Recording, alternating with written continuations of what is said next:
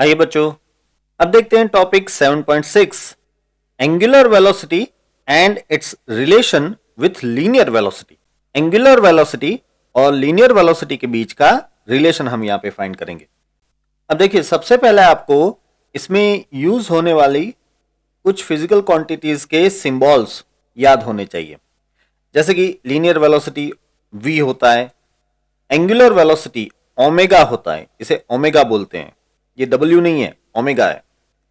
Angular displacement delta theta होता है और एंगुलर पोजीशन थीटा होता है, राइट। ये जो एंगल है उसी को दरअसल हम एंगुलर पोजीशन कहते हैं और इस एंगल में जो चेंज होता है उसी को हम एंगुलर डिस्प्लेसमेंट कहते हैं। इन सभी के यूनिट्स भी मैं यहां पे लिख देता हूं। देखिए, v का यूनिट हो जाएगा मीटर सेकंड इनवर्स, आप जानते हो। ओमेगा का यूनिट हो जाएगा radian second inverse. Delta theta इसका यूनिट हो जाएगा सिर्फ रेडियन, और ऐसे ही थीटा का भी यूनिट हो जाएगा सिर्फ रेडियन। ठीक है, अब चलिए देखते हैं एक फिगर। देखिए, यहां पे ये है z एक्सिस, यहां पे ये x एक्सिस, और ये आप देख पा रहे हो कि y एक्सिस, ये है ओरिजिन। अब ये एक ऑब्जेक्ट है और ये ऑब्जेक्ट z एक्सिस को अपनी रोटेशनल एक्सिस बना के इस तरह से घूम रहा है, यहां पे शो किया है, इस तरह से घूम रहा है। अब अगर हम इस ऑब्जेक्ट में कोई एक पार्टिकल ले ले, जैसे कि यहां पे आपको दिखा है, ये है पार्टिकल P, ऑलराइट। तो आप जानते हो कि ये पार्टिकल P ऐसे सर्कुलर पाथ पे रोटेशनल मोशन करेगा, है कि नहीं। हर एक पार्टिकल मींस के अगर ये ऑब्जेक्ट रोटेशनल मोशन कर रहा है तो इसमें हर एक पार्टिकल जो है सर्कुलर पाथ पे रोटेशन करेगा। और आपको यह भी पता है कि इस सर्कुलर पाथ से बनने वाला प्लेन इस एक्सिस के परपेंडिकुलर होगा। तो आप देख पा रहे हो कि यहां पे ये एक्सिस के परपेंडिकुलर है पूरा सर्कुलर पाथ, ऑलराइट। अच्छा, ये है इसका सेंटर। आप जानते हो कि हर एक पार्टिकल का जो सर्कुलर पाथ है उसका सेंटर हमेशा रोटेशनल एक्सिस के ऊपर ही आता है। तो ये है सेंटर C, और ये सेंटर C से ये पॉइंट P तक का जो डिस्टेंस है वो है रेडियस R, इस सर्कुलर पाथ की रेडियस R, या फिर कहें कि इस पार्टिकल P की रेडियस R। अब यहां पे इस पाथ पे इस पर्टिकुलर पॉइंट पे अगर हम पार्टिकल P की लीनियर वेलोसिटी चेक करें तो आप जानते हो कि वो हमेशा टेंजेंशियल डायरेक्शन में आती है। ये होगी टेंजेंशियल डायरेक्शन जिसमें होगी इसकी वेलोसिटी v। मैं इसे जरा ठीक कर देता हूं इस तरह से, ये है वेलोसिटी v की डायरेक्शन, ऑलराइट। अब मानिए कि डेल्टा t जितने टाइम में ये पार्टिकल यहां P से लेके यहां तक यानी कि P डैश तक पहुंच जाता है। टाइम कितना लग रहा है, यहां से यहां तक का डेल्टा t जितना टाइम लग रहा है, ठीक है। और यहां पे ये जो एंगल बनता है, यहां पे ये रेडियस है, अब ये रेडियस है, ठीक है। तो दोनों रेडियस के बीच में जो एंगल बनता है वो है लेट अस से डेल्टा थीटा, ठीक है। इस जगह पे इस पार्टिकल की जो वेलोसिटी होगी वो वापस टेंजेंशियल डायरेक्शन में हम शो कर सकते हैं। मैं इसे ऐसे शो कर देता हूं, ऐसे, ये होगी टेंजेंशियल डायरेक्शन में इसकी वेलोसिटी, इस तरह से ये, ऑलराइट। इसे हम लेट अस से कि v डैश ऐसा नाम दे देते हैं। पार्टिकल p डैश पे इसकी वेलोसिटी है v डैश। अब इस पार्टिकल का जो डिस्प्लेसमेंट हुआ है वो मैं शो कर रहा हूं। देखिए, इस तरह से आपको डिस्प्लेसमेंट मिल जाएगा, राइट। यहां से पार्टिकल यहां तक पहुंचा है यानी कि ये हो गया इसका डिस्प्लेसमेंट। इस डिस्प्लेसमेंट को हम डेल्टा r कह देते हैं। मैं यहां पे लिख देता हूं, यह है डिस्प्लेसमेंट डेल्टा r, ठीक है। तो डेल्टा t जितने टाइम में डिस्प्लेसमेंट हुआ, लीनियर डिस्प्लेसमेंट हुआ डेल्टा r, और एंगुलर डिस्प्लेसमेंट जो हुआ है वो डेल्टा थीटा है। अब इस पे से हम इक्वेशन बनाते हैं। चलिए यहां पे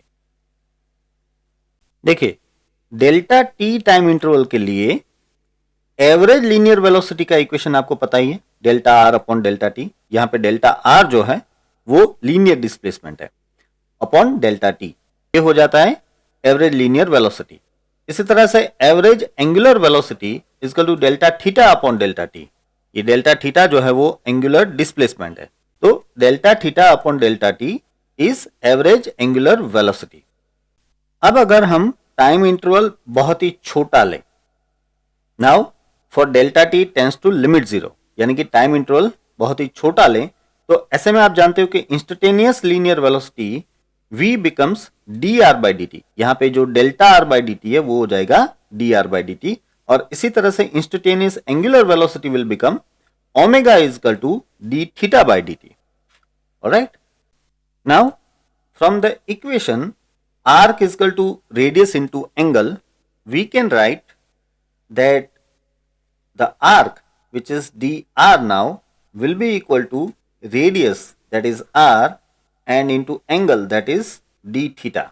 See, let me show you here in this figure. देखिए इस फिगर में ये जो डेल्टा r है वो दरअसल लीनियर डिस्प्लेसमेंट है, और ये आर्क बन रही है, आप देख रहे हो यहां से P से लेके P डैश तक ऐसे गोलाई में आर्क बन रही है।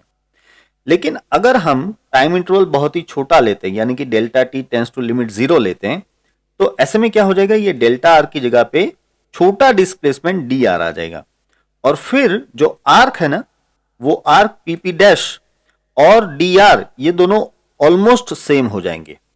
ठीक है, तो फिर मैं लिख सकता हूं arc D R is equal to radius, तो आर है ही, रेडियस आर, और तब ये जो एंगल है ना, एंगल भी बहुत ही छोटा हो जाएगा जिसे हम डी थीटा कह रहे हैं, तो ये हो जाता है D theta. So D R is equal to R D theta. अब मैं इसी पे से इस इक्वेशन को ऐसे भी लिख सकता हूं that D R by D T will be equal to R and D theta by D T. ठीक है, तो अब देखिए, अब इसमें से सीधा इक्वेशन बन रहा है आपके सामने ही है, ये D R by D T यानी कि v और D theta by D T यानी कि ओमेगा। तो अब मैं यहां पे इक्वेशन लिख सकता हूं v is equal to R omega, या फिर कहें कि ओमेगा आर। ठीक है, ये हो गया हमारा एक इंपॉर्टेंट इक्वेशन, इसे मैं ब्रैकेट कर देता हूं, v is equal to omega R. अब देखिए ऑब्जेक्ट में तो बहुत सारे पार्टिकल है ना, तो ये इक्वेशन हम हर एक पार्टिकल को अप्लाई कर सकते हैं। तो मैं यहां पे लिख रहा हूं for any ith particle at a perpendicular distance R I from the axis we can write the equation as V I is equal to omega I R I, जहां पे ऑब्वियस सी बात है कि वी आई यानी कि ith पार्टिकल की linear velocity और ओमेगा आई यानी कि ith पार्टिकल की एंगुलर वेलोसिटी। अब यहां पे एक और बात डिस्कस कर लेते हैं। देखिए जो पार्टिकल एक्सिस के ऊपर है, for any particle on the axis, obvious सी बात है कि आर आई उसका जीरो हो जाएगा, रेडियस कुछ रहेगी नहीं, R I is equal to zero, तो फिर सीधी सी बात है कि वी आई भी उसका जीरो हो जाएगा। सीधी सी बात है, जो पार्टिकल एक्सिस के ऊपर है वो मूव कर ही नहीं रहा होगा, है ना। तो यहां पे हम एक कंक्लूजन लिख सकते हैं इस तरह से, thus particle on the axis are stationary, those particle those are on axis are stationary, and so this axis is known as fixed axis. This type of axis, that is the rotational axis, is known as fixed axis. अब आगे बढ़ते हैं, और यहां पे मैं आपको एक इंपॉर्टेंट सवाल पूछना चाहता हूं, क्या हर एक पार्टिकल की लीनियर वेलोसिटी सेम होती है? आंसर है नहीं। दूसरा सवाल, क्या हर एक पार्टिकल की एंगुलर वेलोसिटी सेम होती है? आंसर है हां। जी हां, आंसर हां आएगा। मैं आपको समझाता हूं, यहां इस फिगर में देखिए अभी हमने ये पार्टिकल P लिया था, राइट। अगर मैं ये पार्टिकल P की जगह पे यहां पे ये जो रेडियस दिखाई है ना, उसके ऊपर अगर मैं कोई पार्टिकल लेता, तो वो पार्टिकल डेल्टा टी टाइम में यहां से यहां तक आता, ऐसे यहां से यहां तक आता, राइट। तो उसका एंगल तो डेल्टा थीटा ही होता, डेल्टा टी टाइम इंटरवल में एंगल तो उसका क्या हो जाता, डेल्टा थीटा ही हो जाता। तो ऐसे में एवरेज एंगुलर वेलोसिटी जो है, एवरेज ओमेगा, वो delta theta upon delta T ही मिलता, राइट। यानी कि अगर आप पार्टिकल यहां पे लो या फिर आप पार्टिकल यहां पे लो, दोनों ही पार्टिकल के लिए जो एंगल बनेगा डेल्टा टी टाइम इंटरवल में, जो एंगल बनेगा वो तो डेल्टा थीटा ही बनेगा। तो ऐसे में एवरेज एंगुलर वेलोसिटी तो सेम ही रहेगी। इवन अगर आप यहां पे कोई पार्टिकल ले रहे हो ऐसे, तो उसका भी डेल्टा टी टाइम इंटरवल में जो डिस्प्लेसमेंट होगा, एंगुलर डिस्प्लेसमेंट, वो तो डेल्टा थीटा ही होने वाला है ना। तो ऐसे में इस पार्टिकल के लिए सपोज कि ये पार्टिकल है Q और यहां से ये Q डैश तक आ रहा है, तो इस पार्टिकल Q के लिए भी एंगुलर डिस्प्लेसमेंट सेम ही रहेगा। अच्छा, अगर आप यहां पे ऐसा कोई पार्टिकल लेते हो, यहां पे ले लेते हो आप, जैसे कि आपने लिया पार्टिकल R, तो उसका भी angular displacement delta T time interval के लिए कह रहा हूं, डेल्टा टी टाइम इंटरवल के लिए एंगुलर डिस्प्लेसमेंट डेल्टा थीटा ही रहेगा। वो R से R डैश तक आ जाएगा, लेकिन एंगुलर डिस्प्लेसमेंट तो उसका डेल्टा थीटा ही रहेगा। तो सीधी सी बात है कि आप चाहे कोई भी पार्टिकल पूरे ऑब्जेक्ट में उठा लो, सभी के लिए डेल्टा टी टाइम इंटरवल में एंगुलर डिस्प्लेसमेंट तो डेल्टा थीटा ही रहेगा। इसलिए हर एक पार्टिकल की average angular velocity omega same रहेगी। इवन तो अगर आप छोटा टाइम इंटरवल चूज करते हो, लेट अस से कि dt टाइम इंटरवल चूज करते हो, तो ऐसे में उसका एंगुलर डिस्प्लेसमेंट d थीटा हो जाएगा। तो angular velocity omega that will be equal to d theta upon dt, ये भी सभी के लिए सेम ही आएगी। ऑब्वियस सी बात है। तो अब हम एक बात यहां पे कंक्लूड करते हैं। देखिए, note that every particle will have same angular velocity in the body. Therefore, we refer omega as the angular velocity of the whole body. क्योंकि हर एक पार्टिकल की एंगुलर वेलोसिटी सेम आ रही है, इसलिए फिर ओमेगा जो है, ओमेगा को किसी एक पार्टिकल की एंगुलर वेलोसिटी नहीं, हम पूरे बॉडी की एंगुलर वेलोसिटी कहते हैं। और आमतौर पे इसे बॉडी के आसपास इस तरह से दिखाया जाता है। देखिए यहां पे ये ऐसे डायरेक्शन बताइए रोटेशन की, और पास में लिखाया गया ओमेगा।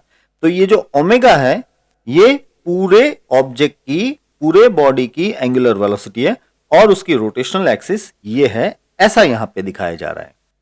ठीक है, अब आगे देखते हैं। देखिए अभी तक हमने एंगुलर वेलोसिटी की मैग्नीट्यूड फाइंड करने का इक्वेशन देखा, ठीक है, लेकिन एंगुलर वेलोसिटी वेक्टर क्वांटिटी है, तो ऑब्वियसली बात है कि उसकी डायरेक्शन के बारे में भी डिस्कस करना पड़ेगा। तो अब हम डिस्कस करते हैं डायरेक्शन ऑफ एंगुलर वेलोसिटी। अब इसके लिए जरा ये फिगर देखिए, यहां पे आपको ये डिस्क जो दिखाई है, ये डिस्क ऐसे घूम रही है। आप देख पा रहे हो कि यहां सामने से देखते हुए आपको ये क्लॉकवाइज घूमती हुई दिख रही है, और ये दूसरी डिस्क है जो कि सामने से देखते हुए ऐसे एंटी क्लॉकवाइज घूमती हुई दिख रही है, और ये है इसकी एक्सिस, ये दोनों ही इसकी एक्सिस है। अब एंगुलर वेलोसिटी की डायरेक्शन जो है वो राइट हैंडेड स्क्रू रूल के मुताबिक ली जाती है।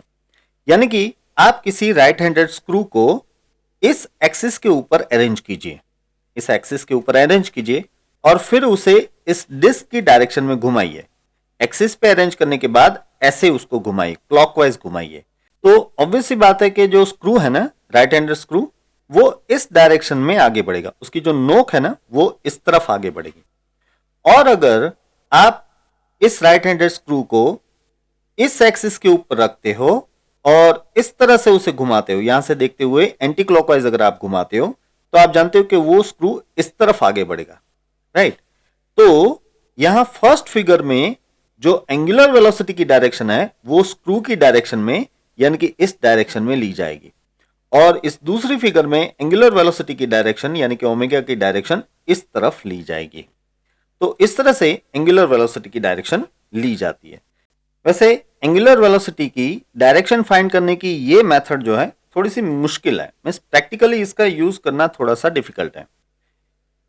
इसके बजाय मैं आपको एक दूसरी मेथड दिखाता हूं। देखिए ये मेथड ज्यादा अच्छी रहेगी। ये है right hand thumb rule method, ठीक है, बात वही है, डायरेक्शन वही आएगी। जैसे कि ये एक डिस्क इस तरह से घूम रही है, ऐसे घूम रही है, तो आपको अपना जो राइट हैंड है ना उससे इसकी एक्सिस को पकड़ना है, ये इसकी एक्सिस है, तो आपको राइट हैंड से इस एक्सिस को पकड़ना है। अब ऐसे एक्सिस को पकड़ना है ताकि आपकी फिंगर्स की जो कर्ल है ना, आपके फिंगर्स का जो मोड़ है वो इस रोटेशन की डायरेक्शन में रहे। आप देख पा रहे हो कि रोटेशन ऐसे हो रहा है, तो फिंगर्स की कर्ल भी इस तरफ है। तो अब आपका राइट हैंड थंब जिस डायरेक्शन को शो कर रहा है वही डायरेक्शन ओमेगा की डायरेक्शन होती है, वही डायरेक्शन हो जाएगी ओमेगा की, यानी कि एंगुलर वेलोसिटी की डायरेक्शन।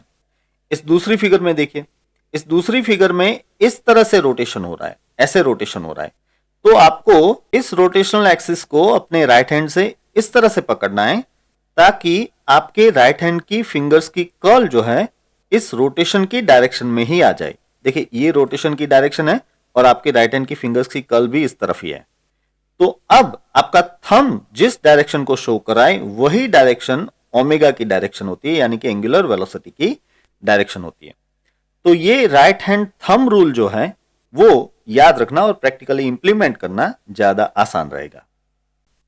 यहां पे मैं आपको बता दूं कि ये मेथड आपको अच्छे से याद रखनी है, क्योंकि रोटेशनल मोशन की जितनी भी फिजिकल क्वांटिटीज हैं उन सभी की डायरेक्शन एक ही होती है और वो आपको इसी तरह से, यानी कि राइट हैंड थंब रूल से ही फाइंड करनी होती है।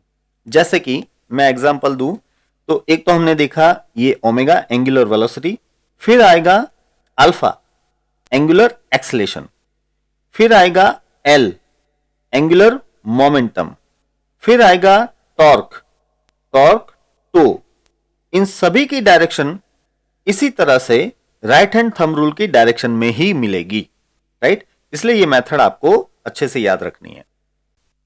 चलिए अब हमें एंगुलर वेलोसिटी की डायरेक्शन मिल गई है, तो हम एंगुलर वेलोसिटी और लीनियर वेलोसिटी का जो हमारा इक्वेशन है उसे रिफाइन करके वेक्टर फॉर्म में ले आते हैं। Relation between v and omega in vector form. इसके लिए हम ये फिगर यूज करेंगे। देखिए यहां पे ये कोई एक पार्टिकल है जो कि इस तरह से सर्कुलर पाथ पे रोटेशनल मोशन कर रहा है और ये होगी उसकी एक्सिस ऑफ रोटेशन। ये है उसका सेंटर और ये है इसकी रेडियस, जिसे आर परपेंडिकुलर का है, क्योंकि ये एक्सिस को परपेंडिकुलर है तो इसे आर परपेंडिकुलर कह सकते हैं। और ये है हमारा रेफरेंस पॉइंट ओ, ये है कोई रेफरेंस पॉइंट ओ और ये है उस रेफरेंस पॉइंट ओ से इस पॉइंट पी का पोजीशन वेक्टर वेक्टर आर। ये दरअसल वेक्टर आर है, मैं लिख देता हूं यहां पे वेक्टर आर, राइट। और ऑब्वियस सी बात है कि ये जो सर्कुलर पाथ है उसमें इस पॉइंट पे टेंजेंशियल डायरेक्शन में होगी इसकी लीनियर वेलोसिटी v। ये भी दरअसल वेक्टर v है, मैं इसके ऊपर ड्रॉ कर देता हूं वेक्टर v, राइट। अब देखिए ये सर्कुलर पाथ इस तरह से, रोटेशन इस तरह से हो रहा है, ठीक है। तो आप अपना जो राइट हैंड है उससे इस एक्सिस को इस तरह से पकड़िए ताकि आपकी फिंगर्स की कर्ल इस तरफ आए। तो आप देखोगे कि आपका जो राइट हैंड थंब है ना वो ऊपर की ओर जा रहा होगा, ऐसे ऊपर की ओर। इसका मतलब यह हुआ कि एंगुलर वेलोसिटी ओमेगा की डायरेक्शन ऐसे ऊपर की ओर आएगी। मैं यहां पे इसे वेक्टर ओमेगा शो कर देता हूं, ऐसे। आप इस वेक्टर ओमेगा को यहां पे एक्सिस के ऊपर भी शो कर सकते हो और इस पार्टिकल के पास भी इसे शो कर सकते हो। दरअसल दोनों ही एक्सिस की डायरेक्शन में ड्रॉ करने चाहिए, वो तो ऑब्वियस सी बात है। तो इस तरह से ये ओमेगा की डायरेक्शन होगी, एंगुलर वेलोसिटी की डायरेक्शन होगी, ठीक है। फिर से मैं कह देता हूं, हम इस रेफरेंस पॉइंट ओ की रिस्पेक्ट में इस पार्टिकल पी की एंगुलर वेलोसिटी ओमेगा और लीनियर वेलोसिटी v का रिलेशन फाइंड करने वाले हैं। तो चलिए देखते हैं। अब देखिए यहां पे ये जो फिगर दी है इसके मुताबिक अगर हम हमारा पुराना इक्वेशन ले तो हम लिख सकते हैं that here v is equal to omega into R perpendicular. देखिए यहां पे ये जो है आर परपेंडिकुलर है जो कि इस सर्कुलर पाथ की रेडियस है।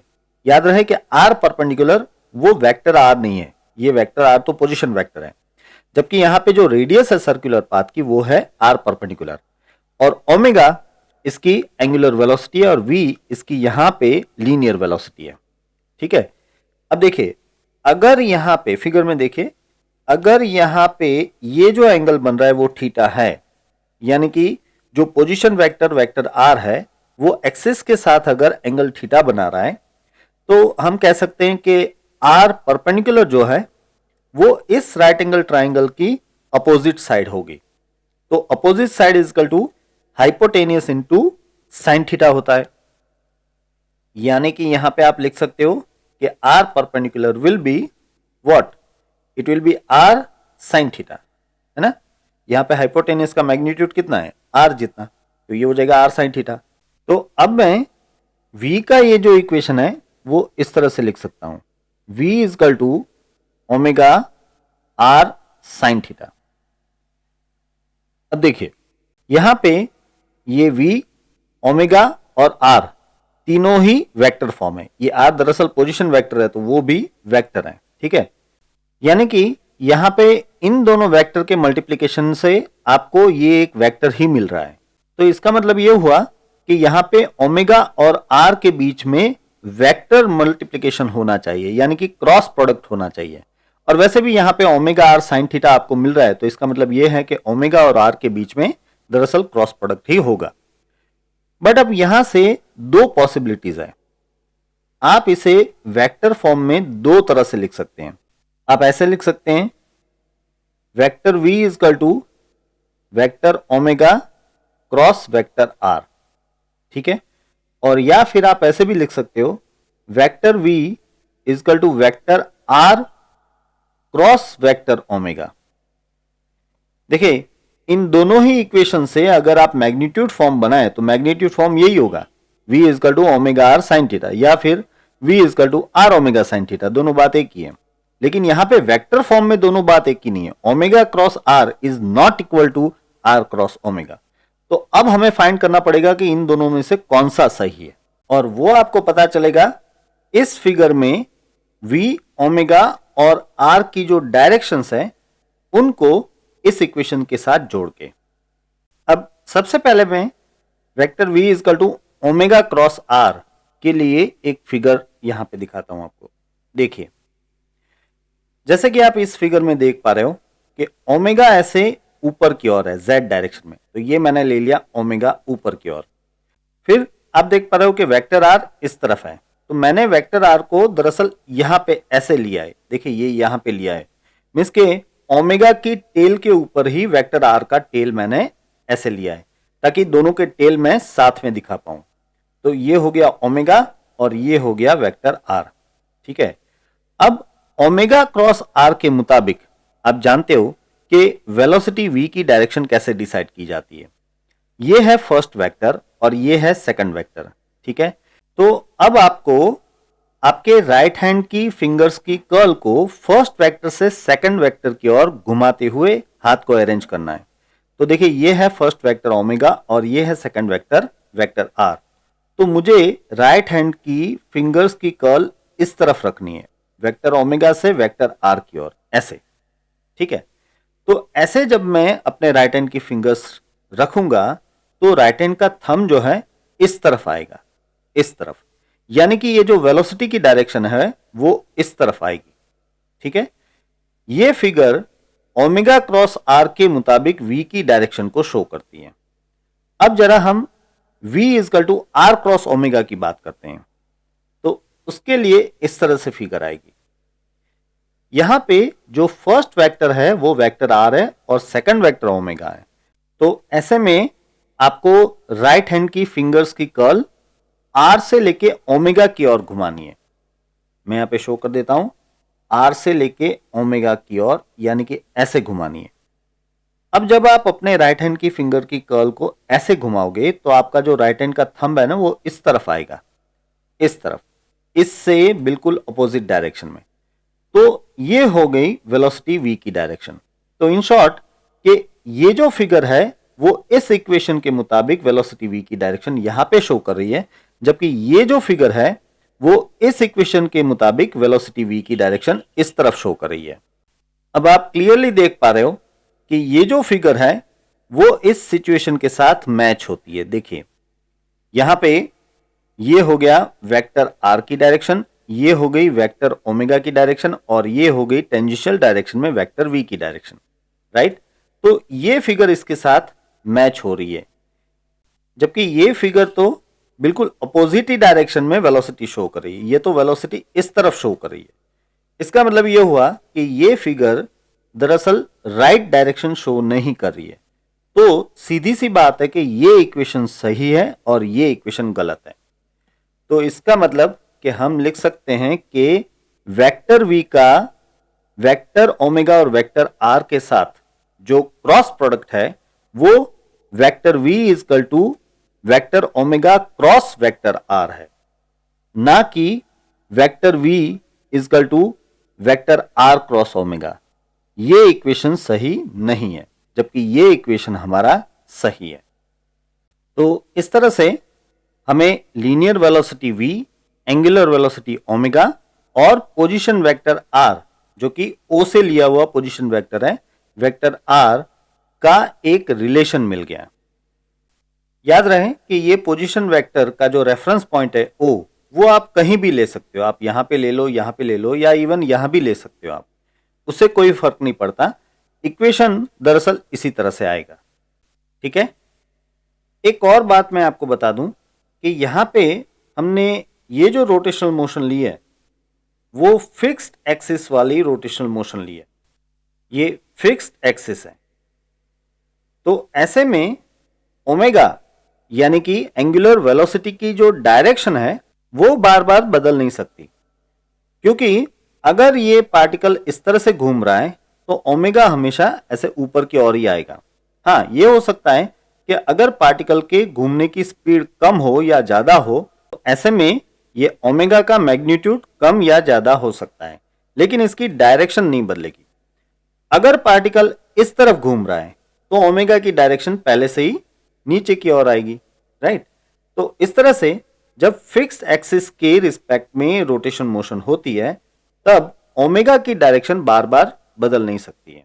हाँ, अगर ऐसा कोई केस है कि जिसमें एक्सिस फिक्स्ड नहीं है तो ऑब्वियस सी बात है कि ओमेगा की डायरेक्शन हमेशा एक्सिस की डायरेक्शन में रहने की कोशिश करेगी, और अगर एक्सिस की डायरेक्शन बदल रही है तो ओमेगा की भी डायरेक्शन ऐसे बदलती रह सकती है, ठीक है। चलिए अब देखते हैं टॉपिक 7.6.1 एंगुलर एक्सेलेरेशन।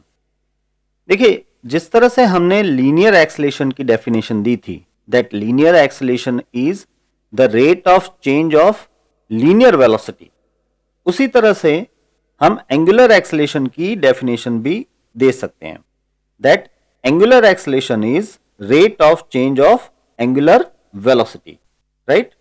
तो इस तरह से लीनियर एक्सेलेरेशन की डेफिनेशन पे से हमने एंगुलर एक्सेलेरेशन की डेफिनेशन बनाई, और लीनियर एक्सेलेरेशन का जो इक्वेशन है उसके मुताबिक ही हम एंगुलर एक्सेलेरेशन का इक्वेशन भी बना सकते हैं। देखिए, लीनियर एक्सेलेरेशन का इक्वेशन क्या है, वो है a is equal to dv by dt, है ना। तो यहां पे इक्वेशन बनेगा alpha is equal to D omega by dt, ठीक है।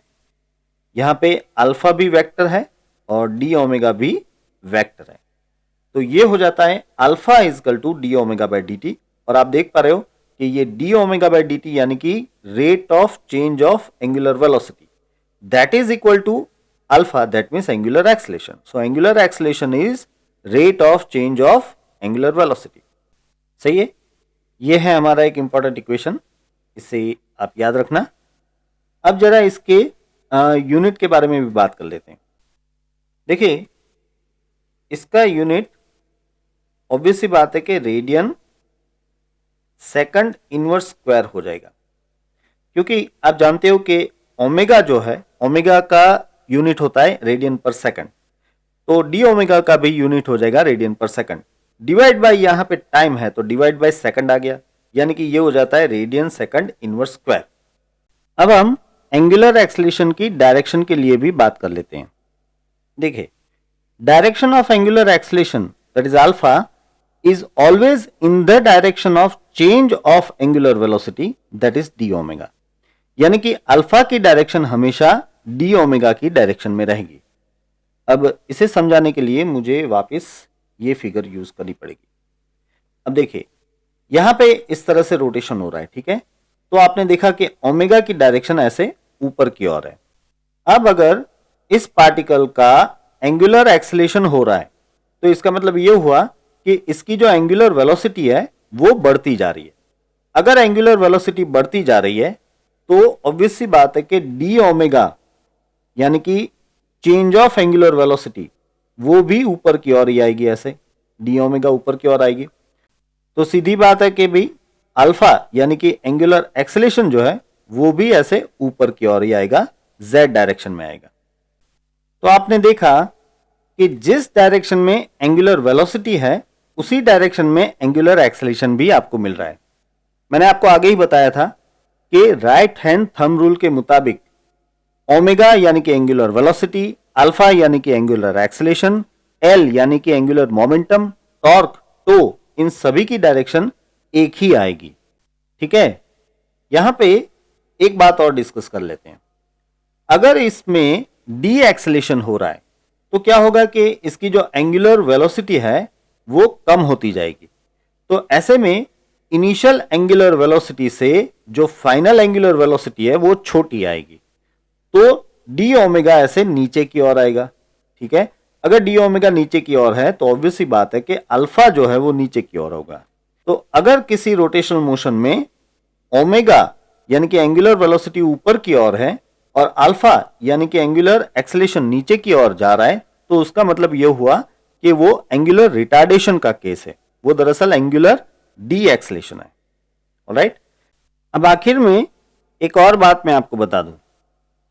देखिए हमने ये जो रोटेशनल मोशन ली है इसमें ये एक्सिस फिक्स्ड एक्सिस ली है, ये है फिक्स्ड एक्सिस। इससे क्या होगा कि एंगुलर वेलोसिटी की डायरेक्शन नहीं बदलेगी, ओमेगा की डायरेक्शन नहीं बदलेगी, सिर्फ मैग्नीट्यूड बदल सकता है। तो ये जो अल्फा प्रोड्यूस होगा यानी कि एंगुलर एक्सेलेरेशन जो प्रोड्यूस होगा वो ओमेगा के मैग्नीट्यूड में चेंज होने की वजह से ही प्रोड्यूस होगा।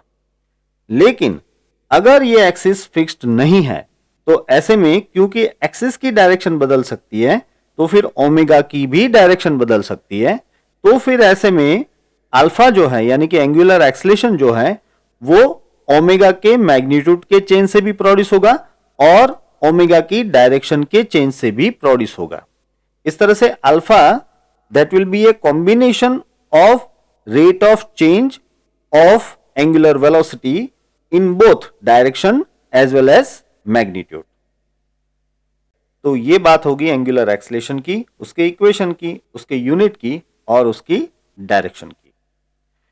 तो इसी के साथ बच्चों ये लेक्चर मैं यहां पे समाप्त करता हूं और आज के सारे टॉपिक्स के क्वेश्चन आंसर्स की पीडीएफ की लिंक मैंने डिस्क्रिप्शन में रख दी है जिसे आप डाउनलोड कर सकते हैं। So here with Anshun Baldaniya signing off, take care.